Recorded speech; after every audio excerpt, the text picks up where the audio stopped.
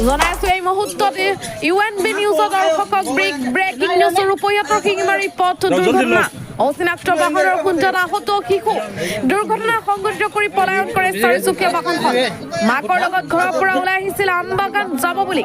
গাড়ীৰ কাৰণে ৰাস্তাৰ কাষত ৰৈ আছিল মাক আৰু শিশুজন ৰাস্তাৰ কাষত ৰৈ থকা অৱস্থাত চাৰিচকীয়া বাহনে দুৰ্ঘটনা সংঘটিত কৰি পলাই যায় দুৰ্ঘটনাত আহত দুয়ক স্থানীয় ৰাইজৰ তৎপৰতাত ভৰ্তি কৰা হয় শিঙিমাৰী প্ৰাথমিক স্বাস্থ্য কেন্দ্ৰত অৱস্থা সংকটজনক হোৱাৰ বাবে আহতক নগাঁও মেডিকেল কলেজ হস্পিটেললৈ প্ৰেৰণ কৰে ঘটনাস্থলীত ৰূপহীয়াত আৰক্ষী উপস্থিত হৈ তদন্ত অব্যাহত ৰাখে নিউজ টেক্স ৰিপৰ্ট ইউএনবি নিউজ